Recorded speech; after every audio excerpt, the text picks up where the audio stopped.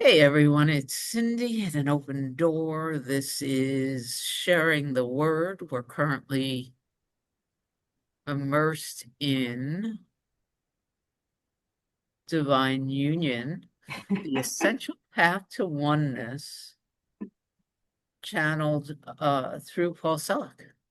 And as is our habit, before I hand things over to Amy, who is our facilitator, I have a clip of the guides that was, haven't listened to it yet. It was just dropped yesterday, so we'll see what it says. And here we go. Oh, it's called Aligning to Higher Will.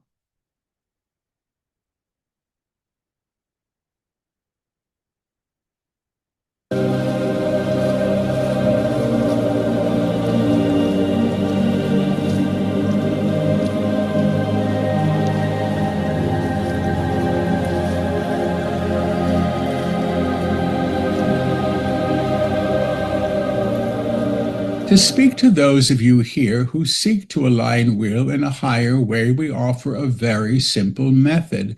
Set the intention. I am aligning to higher will. I am claiming higher will. I am choosing through higher will. And then allow the self to realize the choice, to accept the choice that comes. Don't be outraged if what is coming is not what you think it should or doesn't confer upon you the desired results. The desired results of the small self are generally all about getting its way, proving itself right, or having some sense of control over something. When you align to the higher will, in some ways what you are doing is operating in trust and releasing outcome to source. You are not seeking to mandate outcome through the old ways. The personality self will always choose what she thinks will get her what she thinks she should have, or what he thinks he must get in order to maintain an idea of self or have the thing he believes he requires most. And because you choose in these ways and you predicate outcome based on the personality self's demands, you end up, unfortunately, in most ways, recreating the very things that you say you don't really want. I want a relationship, but you are still operating from a place of need or deprivation, born in fear or born in a sense of unworthiness. And consequently, the claim may be made, but what you may actually be what you actually may be doing is recreating the sense of lack or unworthiness in the mandate for the thing that you should have. When you release the thing to source, the outcome is not in your hands. You allow the divine to be the divine, and you allow the will to enact what is highest. You may find yourself in situations or in conversations or in levels of alignment that you may not have known prior, because your old ways of choosing were so held in a bias of what should be or has been through predetermined ideas born in the common field or past experiences. We don't deny your experiences. Indeed, they are what occurred. What we do deny is that they make you who you are in the ways you think they do. You accrue evidence through historical data, and then you mandate their outcomes yet again, without understanding that because a thing occurred does not mean it must or should happen again. Because you were betrayed once does not mean you will always be betrayed. Because you were rejected by another does not mean rejection is the label that you wear upon your bosom. Because you didn't get what you wanted once does not mean that you have failed. It simply means you've held these experiences, and other things may be learned through, other things may be chosen, and aligning to the higher and allowing high will to claim you in its encouragement of you would be to benefit you. Now understand, fear is not present in the upper room, but but you may engage with a sense of fear as you are encouraged to move into the unknown, the trepidation of not knowing where the footfall will come, the idea that you may not get what you thought you would get by this new encounter. And all of these things are useful. You are just moving through the resistance to the new opportunity to align in higher will. You are not banishing fear, not expecting not to feel a little bit of worry when you step into something that you have not stepped in before, but you may also experience wonder or joy at stepping into some kind of situation that might feel quite foreign to you. When you align to high will, you are simply claiming the potential that exists at this level. You are not demanding a specific outcome.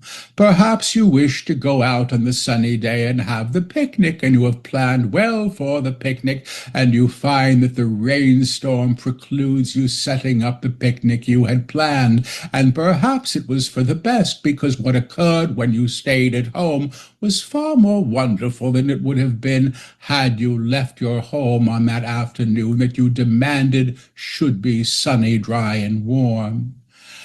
Our instruction for each of you always holds you to an accountability to what you choose, because indeed you will learn through everything chosen, high and low and in between, which does not mean that you are wrong when you choose in fear or learn through something difficult. Many of the things that have taught you the most have indeed been challenging.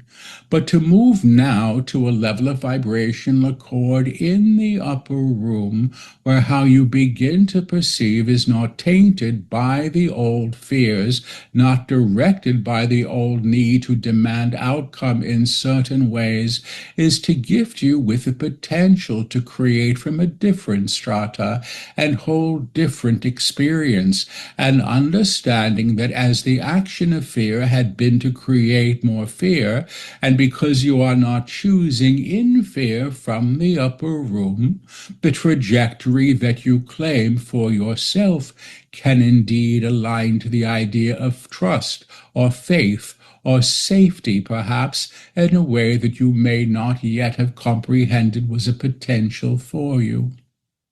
This does not mean you don't put on your galoshes when it is raining outside. It does not mean you don't wear your winter coat in the storm. It does not mean you choose not to stand under the tree in the lightning storm. It means you are led to the high action, you know what to do, and your will is supporting you in choices that are worthy and that will not claim you in fear or the idea of disaster that many of you equate surrender to.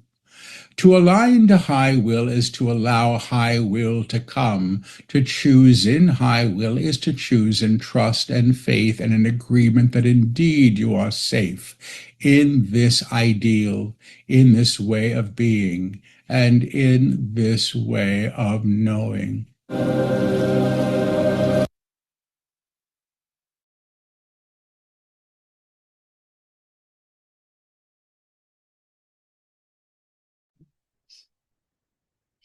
Wow, it's nice to see him in another room, huh?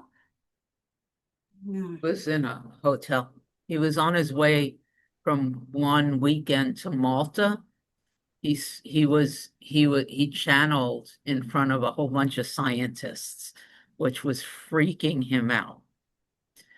And he said it went really well. People were very respectful and kind, and the guides, he keeps thinking the guides won't show up, and they did, but it was a big deal for him. So he was Wow. going there after this. Wow. Yeah. How did he end up in front of a bunch of scientists? They asked him to come. Oh, sweet. Yeah, what kind of scientist do you know, Cindy? I I I do, but I don't have it like it. I know that there were people from university, people doing research in the brain and cognitive function, and people that want that are still couched. He said there was only one, it was a conference of some sort. I could probably look it up, but there was probably only one other person from the metaphysical realm there. And he was petrified. He's, used to comfortably being in front of people who believe in what he's doing more than he does. So, Yeah. but what I remember him, what he said over and over again was that he enjoyed himself and it was pleasant and they were so kind and respectful and they want to do some more work with him. So I Mm. don't know exactly what it was. I know it was in Malta. Yeah. Yeah. I know that it was not last weekend, the weekend before, I think.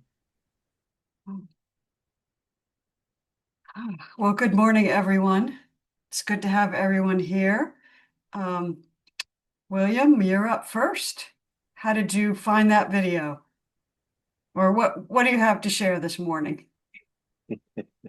I am so curious as to what Paul felt not being what you said, not being sure the guides were going to be there, facing these people. What was it like for him?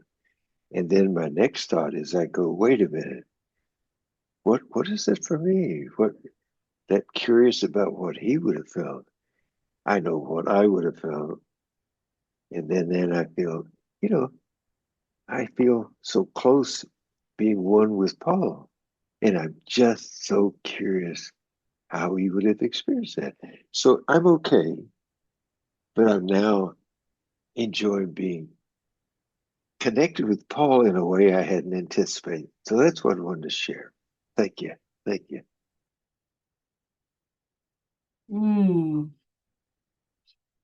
Sandra, I noticed you were enjoying that. I did. I really enjoyed it. I love that he pointed out that when we ask to go to a higher place, we have this, what did he call it? A bias predetermined by fear. And that, so it reminded me of something I just saw on Instagram. I get all these little spiritual things on Instagram. And I don't know if I can repeat it exactly, but it was this beautiful picture of a river flowing down, and there were rocks, and the speaker was saying, I want to go with the flow. I just want to go with the flow. But I really want to know how deep the water is. And I'd like to know what direction it's going. And when the flow is over, what river will I be in? Or will I be in a bay or will I be in an ocean? And it was just funny, you just laugh out loud because that's what the human mind does. And what he was saying here was that when we kind of submit to this higher will, we allow the divine to be divine. I loved that phrase. Allow the divine to be divine. Allow, have faith. There's no fear, trust, and whatever we choose would not be tainted by the old, not be tainted by the old. So that's what I got from this. But it did bring to mind that little clip from Instagram, and I just laughed out loud when I recognized myself in it. Oh yeah, I want to go with the flow. But am I going to hit that rock over there? Yeah.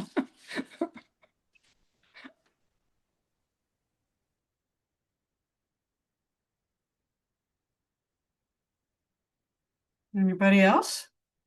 Patricia? No? All right. I had the image of running in a completely dark room, like being asked to just full out run and just trust. Trust in that whatever happened would be just fine. You would be all right. That's what it felt like to me. Patricia. Yes, hi, good morning, everyone. Good to see you all. The safety of the upper room. The safety of the upper room. There's nothing to fear when we trust. Trust in the upper room. Trust, and I think in the upper room for me, what that means is being present in the moment, is being present in the now. Yeah. Thank you. I think we're being asked to live with increasing amounts of discomfort and still trust.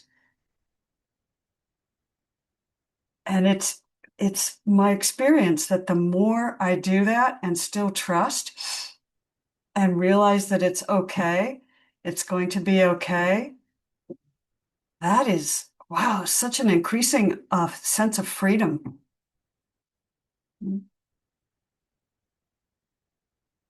Love it. All right. I put where we are in the chat. I will put it in the chat again. We're on chapter 2, page 53.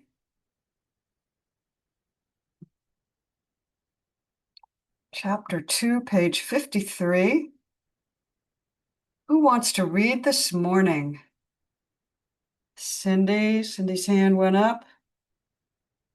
Patricia's hand went up. Who am I missing? May, okay. Okay, Sandra, all right. And after that, I'll just call on people. There are only a couple more people I can call on. All right, so Cindy, do you want to take us into a new chapter? Beyond time? Should I take Beyond this time. beyond time? Yeah. Yeah. Day 3 continued. We would like to say several things about what we have taught prior. Some of this is for Paul to understand his concerns are simply his own, and some are for you so that you may understand what's important. The quality of the teaching is actually very high. The energy that informs it even higher. The qualifications you bring to the work, what you think it should be, how you would have things said, is also informing this experience. The trajectory we are at as teachers of these texts is calling forward new students into an active principle, already active. Imagine something that could be stepped into and suddenly you're dancing in it. Imagine a choral that is singing. Suddenly you're singing in it. What happens? What is this? How does this happen and what does this mean? It's really very simple. When we teach, we come in authority not to override your free will, but to tell your free will what you may know and what you can know and even experience. The permission that we offer, and indeed it is permission, is being accepted by many now, and many who will not know prior books. We cannot continue to teach a legacy and a long legacy and information to students who are not attending to the vibration. So we've decided to make the vibration the predominant teaching. The information you receive, which fills up pages in a book, yes, is far less interesting to us than the effect of the vibration upon the reader of the text. Now, what is the effect? In some ways, you can imagine that the book itself is a vibrational entity, and the entity itself is the instructor. The words are the exemplars, the pathways on the garden walk. You can have this experience walking in the garden. You think you're walking in the garden, but you are being informed by everything in the garden. Every blade of grass, every paver, everything the garden holds is being sung to, and indeed all at once. You become as the song, as you retain the vibration of the garden. This is the teaching. Mm. What is being heard here is he who is last will be first. And this recognition here that this isn't, you need to learn 1 + 1 = 2 before you could do calculus.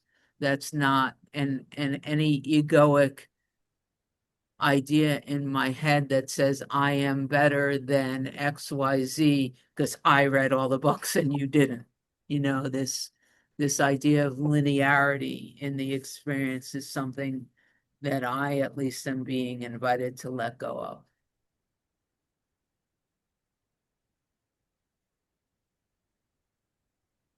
And also what I learned from my friends in AA especially is the importance of holding the door open. So I may have gotten, and this is not Cindy and Jen, this is a general statement. I may have gotten to the door first and I get to open it, but there will come a time when I step through the door. But in the meantime, isn't it so much fun watching others walk through the door? So those are all the things that came out from me just now. Anybody else?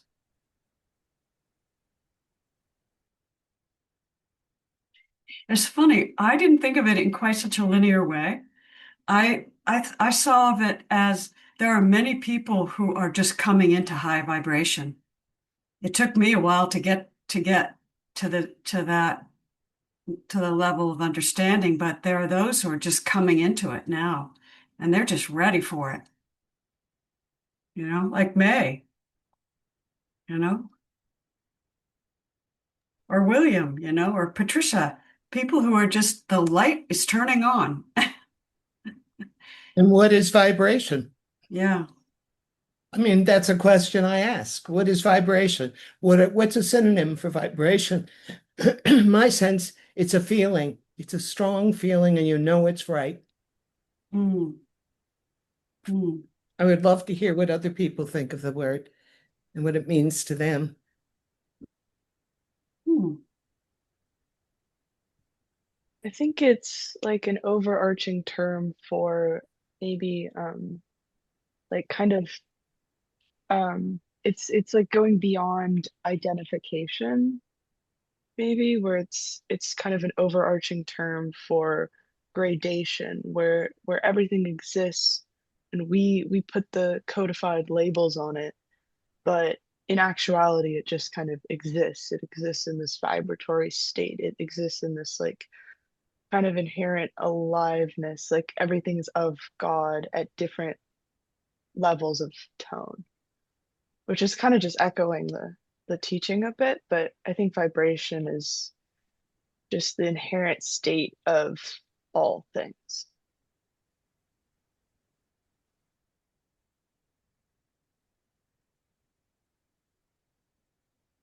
And I do feel that we have heard very clearly that those of us who have come before, sort of, who have raised the vibration and created the vibratory quality, have actually lifted the whole. And so that speaks, I think, to Cindy's point that it's really great to watch, in a way, the fruits of our own guidance coming more into being. William, what you got? Well, I just love that every blade of grass. I do too. Now, what I get from that is that more and more when I'm just this space, I don't really see a before and after or ahead and behind. And I read something this morning in The Wings of an Angel. The power of being that blade of grass next to the next blade of grass, all being sung at once. The oneness of the song, that's the total. Sitting by a prisoner who had been so on the outward, so sullen and unapproachable, closed. And then on a day sitting next to him, feeling closed herself, all of a sudden, 2 words, 3 words, he says, I am free. And all of a sudden, it was so unexpected, but that blade of grass quivered, and the little blade of grass it hurt really exploded. It didn't matter before and after. It was like this overwhelming freedom. I am free also. And it was like all the resentment of her parents and forgiveness, everything changed for her from that point forward. The power of being another blade of grass, and next to that, and next to that, it doesn't really matter. We're all one, and we never know when that song's going to be sung through us. And that's what I got out of this. And I love it.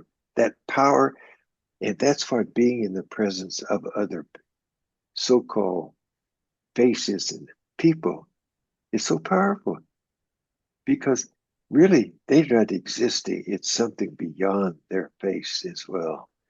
And so my space and your space, it's always that potential. Mm. Thank you. Thank you. Sandra, good morning again. I'm still thinking about what May said too. And it reminded me of something I read recently about something called string theory. Have you ever heard of that? And how it's very, this, the materialists keep trying to look for smaller and smaller particles. And then the physicists found waves instead of particles in empty space. But the whole theory is that at the very smallest, well, if you take things down to their essence, it's like a string, and a string that vibrates. And what they were saying in this article was that we're really all just music, which I loved. But God in everything, but that vibration is the essence of life. So I just love what you said, May, about that being what everything is composed of a vibration. Mm. And I can't help but ask, because I'm wondering, there's a line in here that talks about free will. And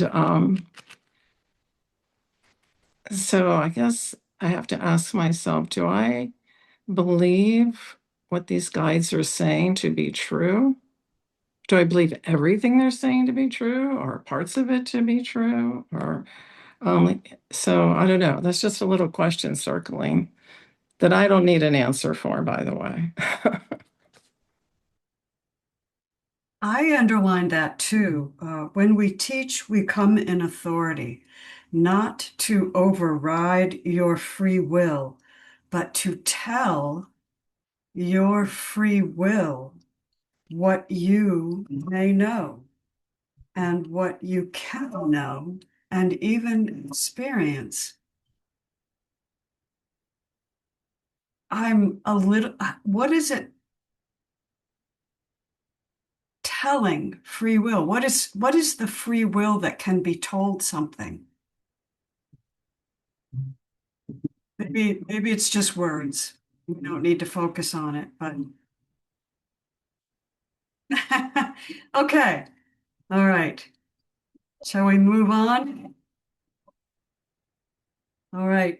It's Patricia's turn, and we're on the second paragraph on page 56. Is that right? No, where are we? No. Page 54. Page Now, when we 54. speak of future events. Thank you.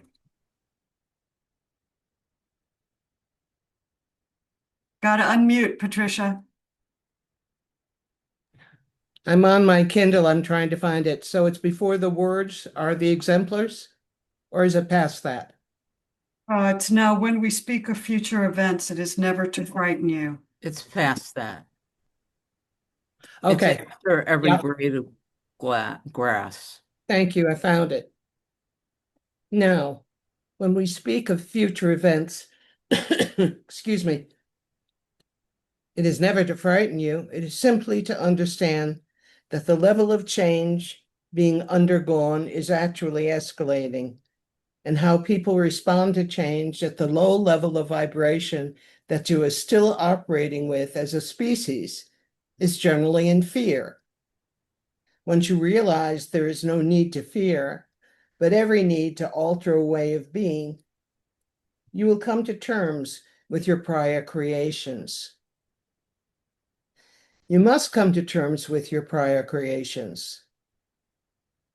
If you wish to give your authority to those who have power to kill and to commit atrocity, you may do so, but you may also understand that by lifting to a higher tone, you may alter the trajectory of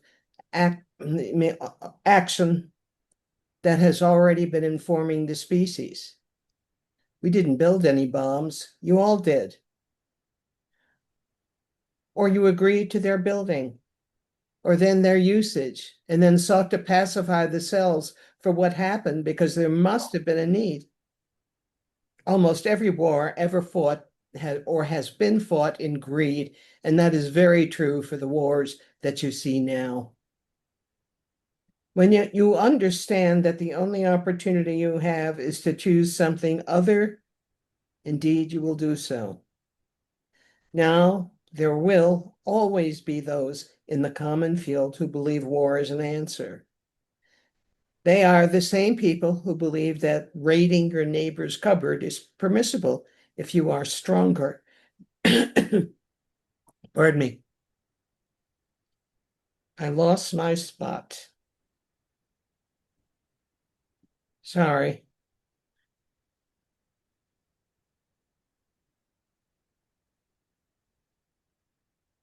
I don't know what to do here.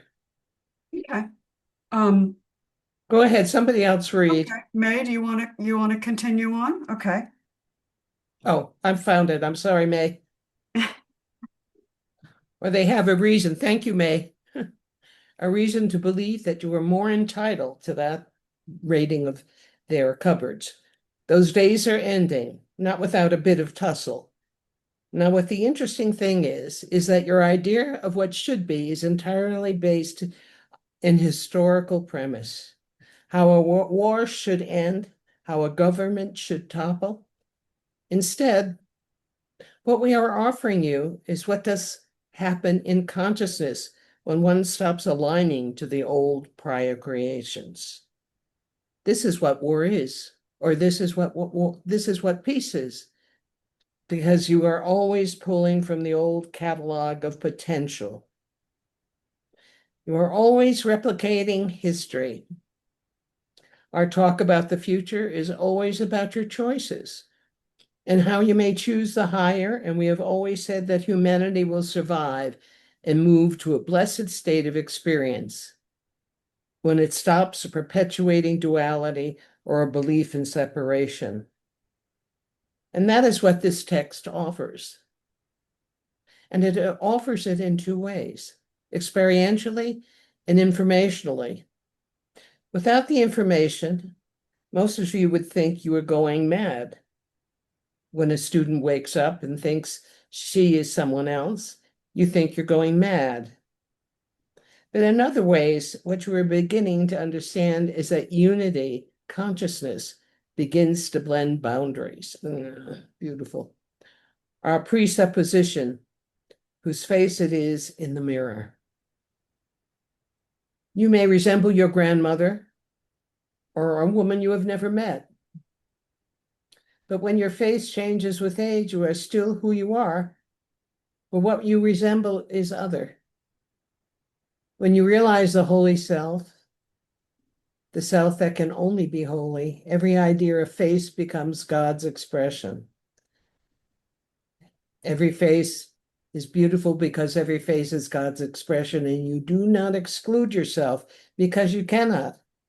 Underline cannot. Thank you. That was a powerful paragraph.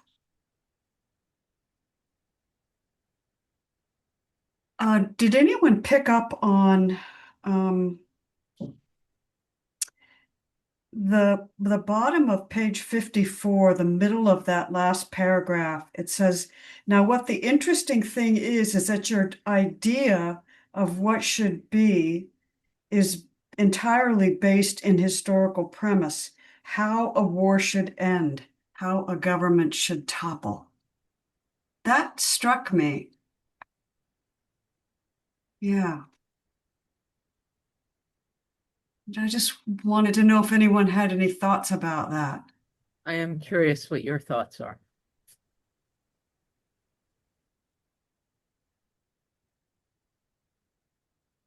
What I see in my mind is a flow.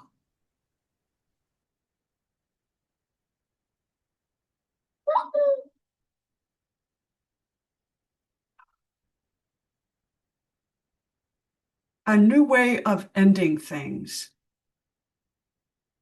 So I see it as a flow in that instead of just stopping, maybe a good way to put it is instead of just stopping a river or a stream, we're really onto the river symbol this morning.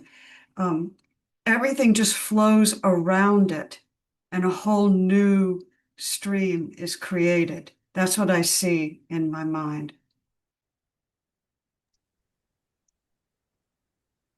I guess what I'm seeing is that it's just being in the moment. And so there is no before history. It's gone. And therefore have no idea of the ending or what happened when I can truly not be when I don't see my image, my head, my anything. I'm just in this moment, this moment, this moment. That's what it's meaning to me. So there's no way of knowing. It'll be whatever be.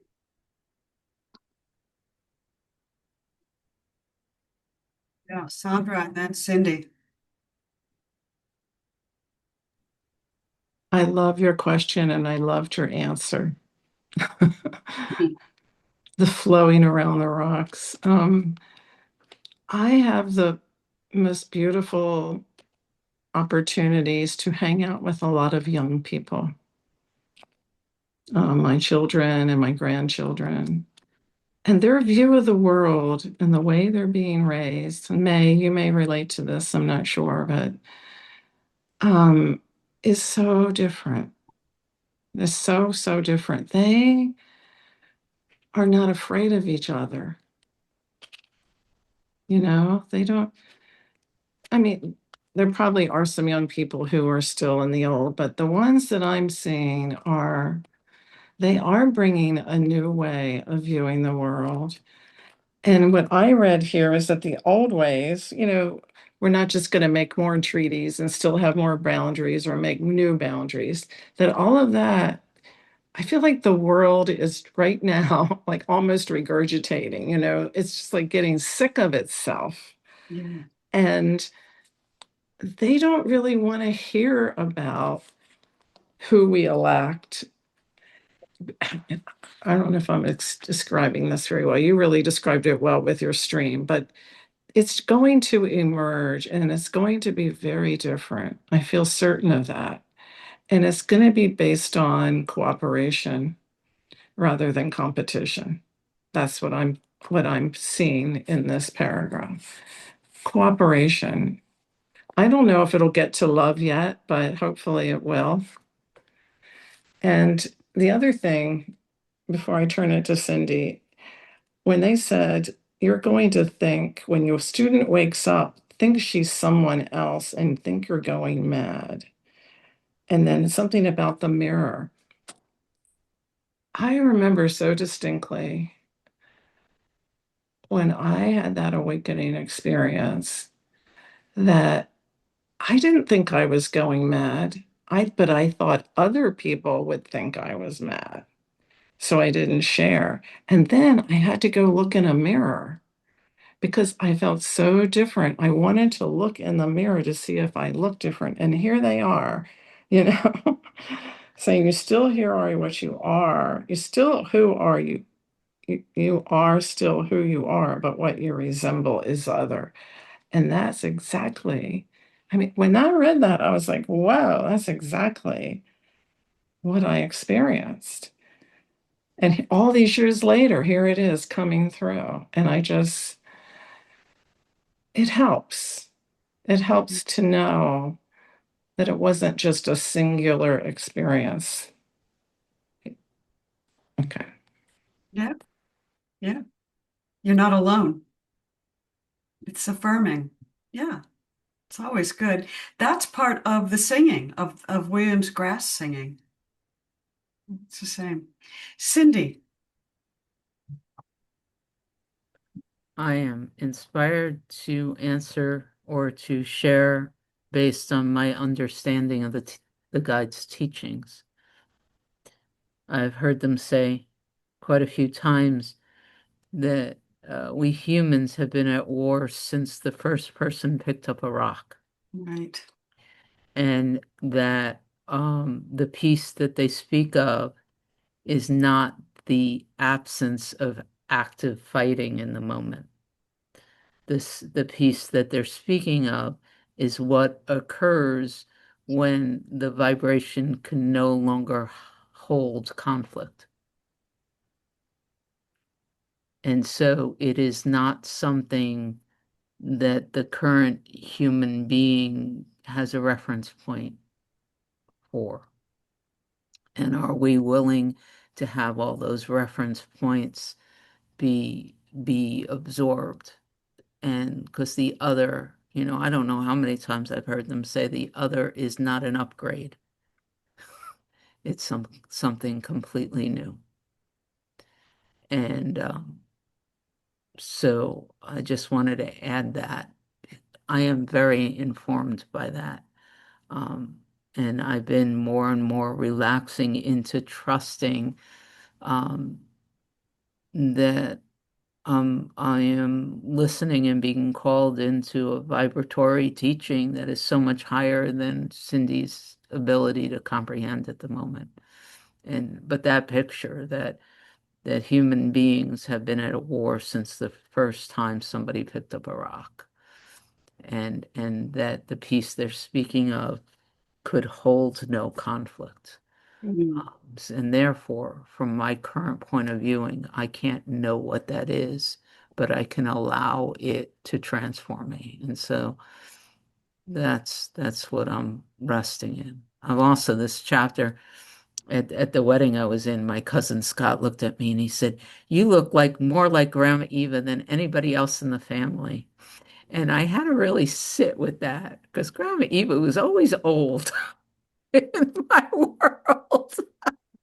Beautiful being, like she was just a light being, but it took me aback when he said that. Like, I'm not being compared to one of my parents, I'm being compared to my grandparents. And um, I really have to sit with the fact that Grandma Eva was like cousin Scott's favorite person in the world, I think. So I'm not gonna hold that against him.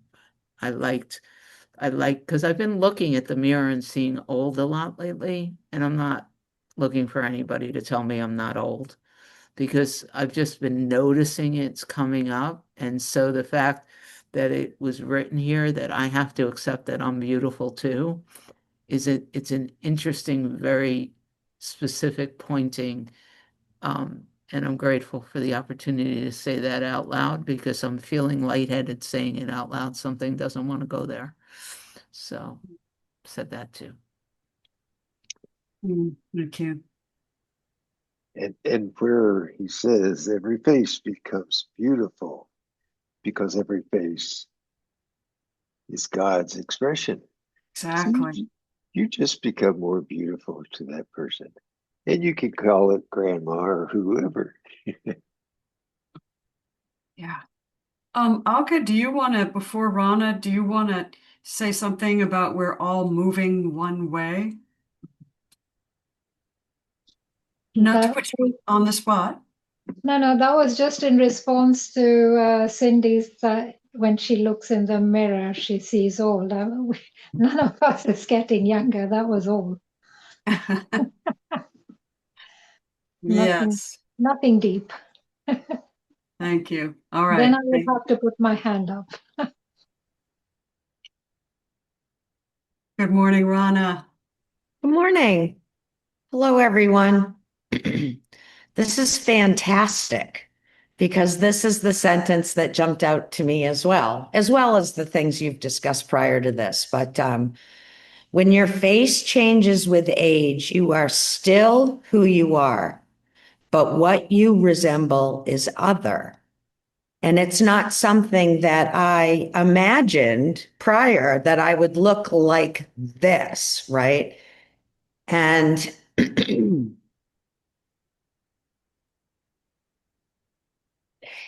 I had an experience yesterday where something popped up. I guess I was flipping through Facebook and it gave me a picture of myself in AI. And it added, for some reason, like 10 years. And so what I was looking at was me, but not really me. Not the me that I remember from the memory threads and the other reflections. And I guess pictures could be deemed reflection too, right? Snapshots of the past. And then I thought of William and I was like, this is the headless way.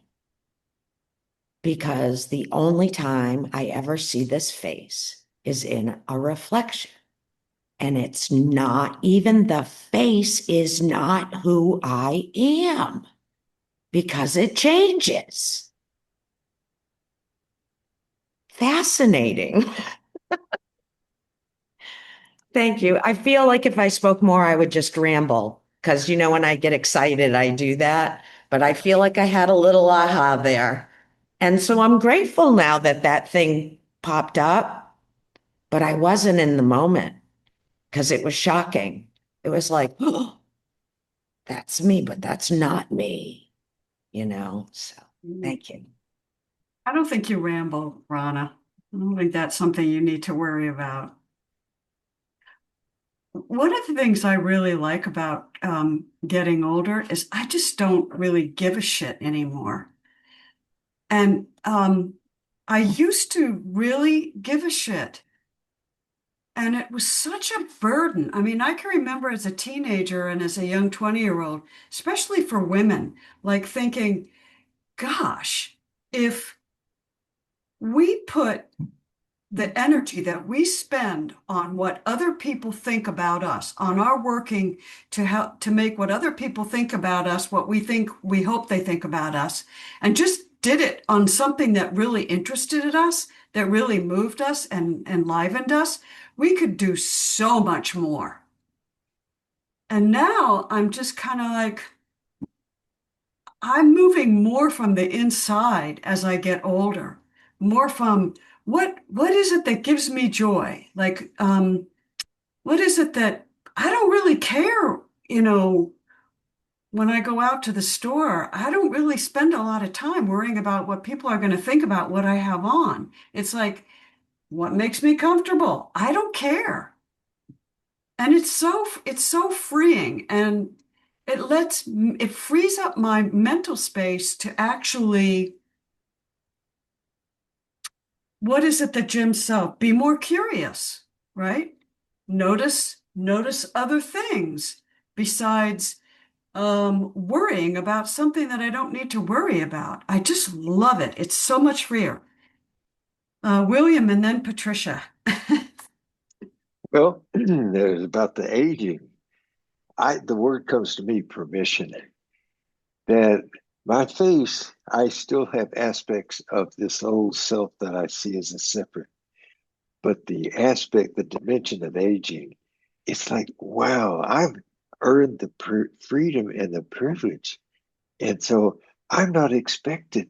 There's so much less expected. I'm free. People, they even want to cater and they're surprised that, oh, and I can be more like a kid, helpless.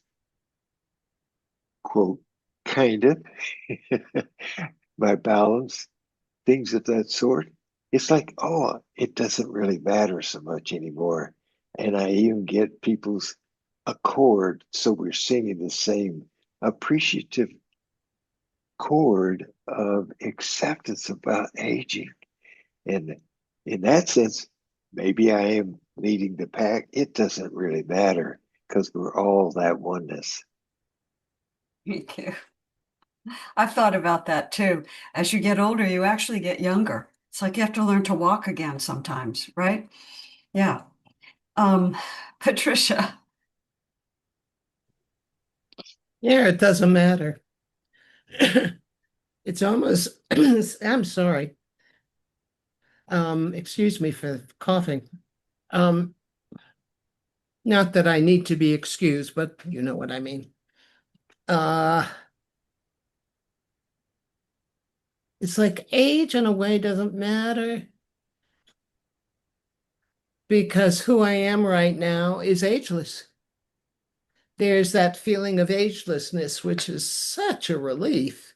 You know, I had an experience yesterday where there's this woman I text with who lives here and has lived here for 25 years and who is an Episcopal priest and she was this and she was that. And she says to me, I asked her, let's meet. And she writes back and she says, no, I don't want to meet with you. We have nothing in common. Ouch. What's wrong with me? So I wrote her back and I said, is there something wrong? Do I smell? And she assumed that that was a statement of anger. I wasn't feeling angry. I was trying to lighten things up to understand what she was saying. So my intention was misinterpreted. I felt sad for a while. I felt like nobody likes me. Maybe I'll go eat worms. You know that old song? Nobody likes me. Everybody hates me. I'm going to eat some worms.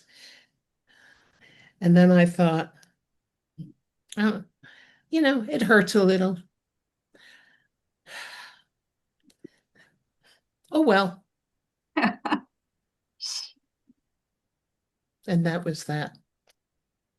How many people are on this call, Patricia, who love you? I mean, really, you don't need what you don't need. That's exactly right. And I'm blessed to have you all in my life. Yeah, Thank and you. we're blessed to have you. Thank you. Thank you. I'm, You know, but what a gift she gave you. What a yeah, gift. Oh my goodness. She just she sees her own face. She doesn't realize there's no one there either. Yeah, it's projection. We know that. Well, I know that we all see how we project onto other people. yeah, Blessings upon her.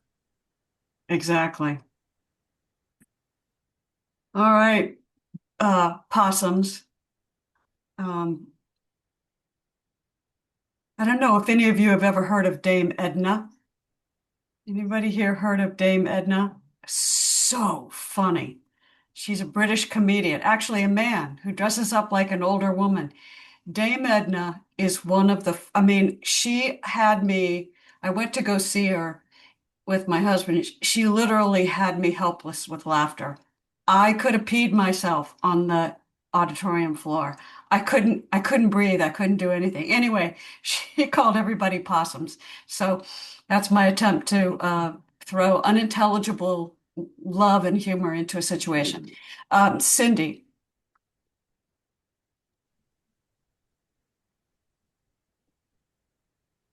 Just want to confess slash communicate that Australia.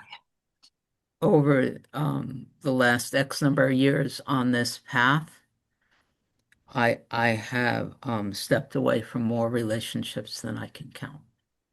So I have been time and time and time again in communication like this Episcopal church priest, where people have said, let's get together, or can we do lunch, or will you do this with me? And I've said no.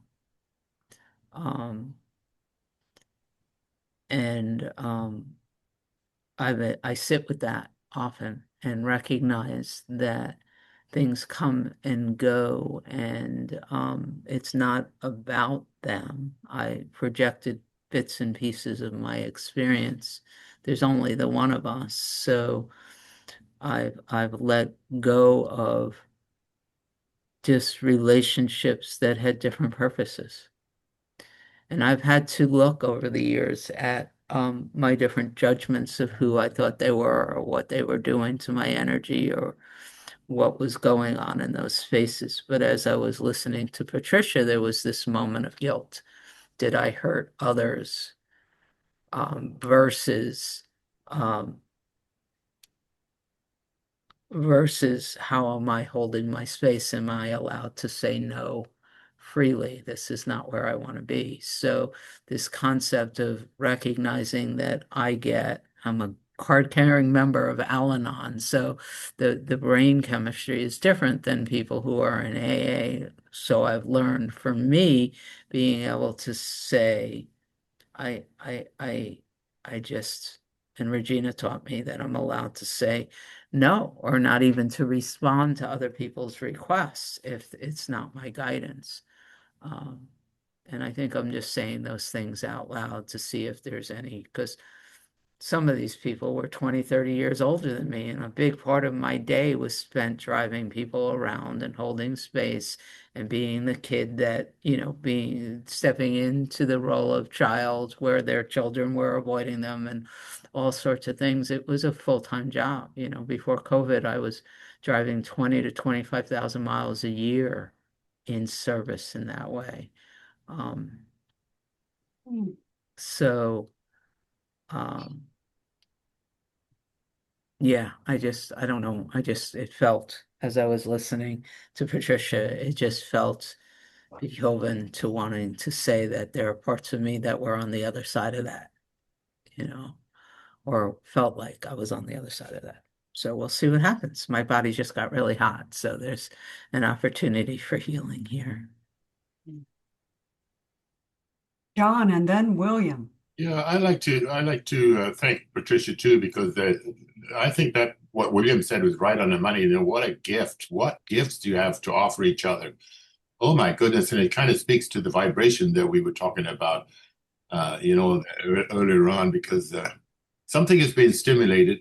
And what came for me, and I just offer in terms of feedback to me, is when Patricia, you said, "Oh, it made you feel so sad."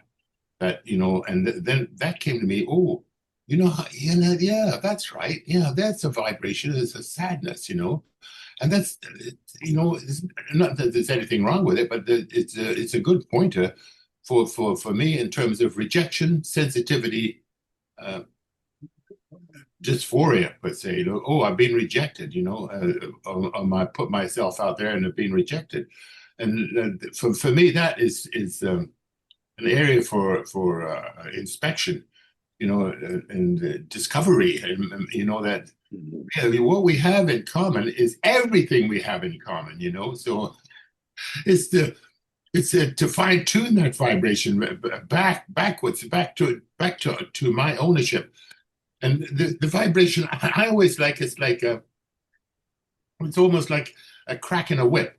Like from your hand, there's very, very little vibration, but by the way, it goes further and further out, and it vibrates up and down, until it can come with a big whip, a big snap at the end, and you yahoo, snap, snap, So, and that snapping is the fear, that's So when we get into high vibration, or which it's actually low vibration of fear, yeah, there's good reason to be sad and sorrowful and stuff like that. But at the end of the day, for me, it's just oh yeah, I can backtrack this to my offer for joining on one. Oh, that Patricia, that's so beautiful that you put yourself out there. And it's just a reminder of your ownership of who you really are in terms of your willingness to join and wanting to join with all of life and the face that you see in front of you, and the faces that we all make up in front of us. So God bless you, and thank you for your input today. Hmm. All right. Wow. It's a love fest here. Okay, William. Wow. Before I William first, starts, may I say how good this feels? And I thank you so much. I didn't realize how tender I was. Thank you. Because Louis going to need to sand and vacuum in order to paint. Excuse me just a minute. Cindy, can you take over? All I'm gonna do is hand the mic to William. okay. Well, I just love this. What I've stepped into is my own jail cell of rejection. That nothing scares me more than rejecting. It's much easier to be rejected for me.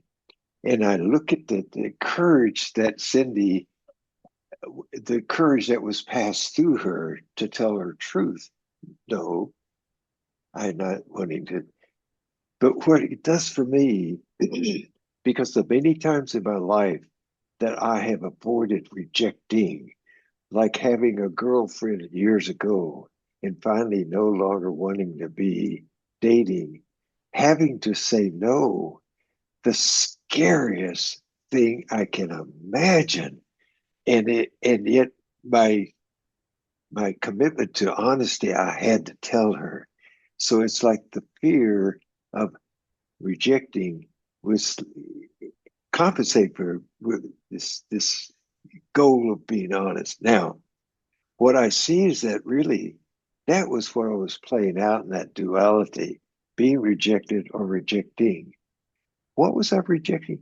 Really, I was rejecting my love for myself. And I got it confused with rejecting my love for this other person. So I see that that's such a gift to myself that I was avoiding the whole issue of duality of rejecting or being rejected. It's always been present in some way. And now I welcome that as much as I'm willing to, because what's behind that rejecting is that my fear of loving and being loved. And I see that's even scarier than the rejection or rejecting. So I see this just what a revelation of gift toward myself. And that's why I think, well, it's a gift in every kind of way. All right. Thank you for that, William. Thank you, Patricia. That was, I feel like we could spend a whole meeting talking about this. Let's move on, and Sandra's going to read next. And this kind of addresses it a little bit of what we were talking about. I don't know if Sandra, are you going to read? Choose next. Okay, I'm going to take it away. You still think that this is all choice, born at the level of personality. I will fight my way to the front. I will demand to understand my enlightenment through a catalog of prior understanding. This one woke up in that fashion. Those woke up by that means. We are waking you up in a great new song, and you become a chorus that wakes others up through presence and being. Dominion comes, true dominion, when you are co-creators, yes. But when the will that has been personal and personal in separation moves to personal in union, in other words, the divine self expressing, utilizing personality and understanding uniqueness. She loves the color blue. He likes the color red. I will buy his tie red, her sweater blue. I will offer them the gifts that will benefit them. I understand preference, but they are both of God, and these are emblems, gifts that simply show a token of esteem, affection, or love. To realize the self at the level we are teaching, as we said, comes at the cost of the old. But you perpetuate the old by idealizing it, and you reference the old because you cannot know other. Now, when we speak of restoration or the divine self as you, we are actually qualifying this in a way that you need to understand. The you that invokes the claims already in union does not denounce and is not confused. The confused self is the personality structure seeking to control the teaching and its effect upon the self through intellectual means or trying to compare it to other systems that promise an awakening.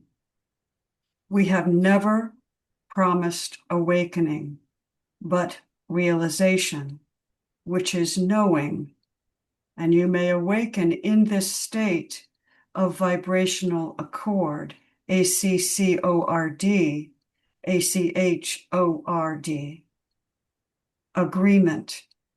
Now, the idea of awakening, also distorted by you because it holds historical data, you see as something to aspire to, not something that exists and can be aligned to. I'm going to stop there because that's a lot in there.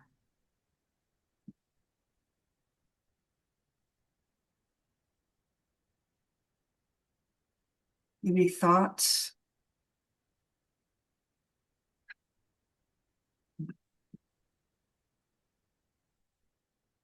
I liked the way that they talked about the personal in the union, recognizing the uniqueness, which we talk about all the time, and celebrating the uniqueness from the perspective of unity consciousness, and holding that as the container and seeing the uniqueness within the container that holds all uniqueness. I really like that. Yeah. And then it really, I have in parentheses, the confused self is the personality structure seeking to control the teaching and its effect upon the self through intellectual means, because I recognize I love the intellect and I hang out there a lot. So that hit me. Rana, what you got? What I got is this, moving that willingness in the moment to move from separation to union is what allows me to see every idea of face as God's expression and not just people, right? People, situations, places, things, wars, peace. I really liked when it said, this is what war is, or this is what peace is. I think what I'm really getting is it's my willingness in the moment just to be open to an other without already judging the outcome, like what I'm going to be shown. Don't expect that I'm going to wake up, which I'm already here. I just have to align to it, like anybody else in this room. And because those are all experiences in moments as divine expressions in personal union. Yeah. Okay. Thank you. Thank you. Sandra, you're up next to read. Do you want to start off? We're on the first paragraph of page 56. You got to unmute.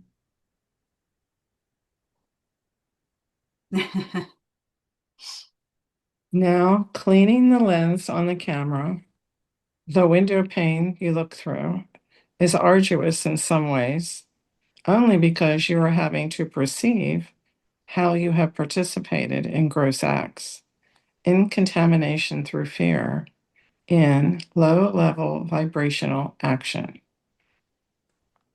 All of these things are present in every human life. They don't make you bad. They simply accrue wrong-mindedness. I can only get my way if I lie. I can only prove my point if I argue. I can only have what I want if I push someone else out of the way. When these things become habituated or condoned by a culture, they are actually institutionalized, and the density they claim in moral structure is in an outpictured world, are deeply challenging. Because you have always known them, you expect them to be there. Because we are taking you beyond that, we require that you face them. If there is work to be done here, it becomes the willingness to see and to offer what has been held in shadow to the light that is God. Call it by any name you wish. Shall I keep going? Yeah. The structure of identity has been so limited by you that you have lost an idea of who you really are. When we spoke to you last, we put you in a room with walls and ceilings and a floor and asked you to expand beyond that to the level where the walls and ceiling and floor are simply energy. That is all they have ever been. That is all separation has only been. But you've given it such authority that you preclude the light that is already shining on you from cleansing you. As we described a statue being pulled from a lake or an ocean, covered in seaweed or barnacles or mud. You are cleansed by the light that shines as and through you. And as you shine your light upon all that you see and all you don't see, you must understand that the light is also intelligence. It knows what to do because it knows what it is. When you let God be God and stop trying to manufacture a God that will give you what you want, you will quickly understand that your needs can be met in what we will call perfect ways. That means perfect to the moment or the experience that you are undergoing. Thank you.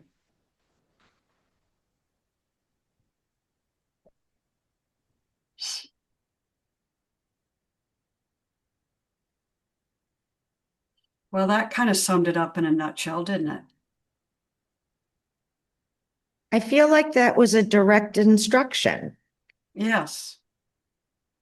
You know, once again, there's no incantation, there's no ritual to follow. It's willingness in the moment, and then trusting the sentence that says, you are cleansed by the light that shines as and through you. And then it goes on, you know. And going back to what, was said earlier, do I really believe what the guides are saying? You know, and what I really loved is the way in this section it was spoken to us, like, because it says when we spoke to you last, and it brings up the mud and the barnacles on the statue, like that's what we talked about last week, you know. So it really feels like it's like for us right now, you know. Got a little chill going here. Thank you. No, we're out of time. I just want to say that what happened within me as I was reading that first paragraph about all the ugliness, mine wanted to say, that's not me. I didn't do those things. That was them. I actually had a picture of Donald Trump pushing his way to the front of the line somewhere. Like he pushed other people out of the way and got in front of the cameras. And I thought, it's him. That's what happened in here. And then as we went on, I realized that, yes, I did have it before I knew the truth of who I was. The ugliness that I had was well hidden. It was, I knew how to be polite. I was well trained in acceptable behavior. But inside, there was a lot going on. That's all I have. Thank you, Sandra. Well, I'm going to turn it over to Cindy because it's 11:15. I want to thank everyone for being here. And we will start next week on the top of page 57. Thank you, everybody. Loved ones, let me stop the recording.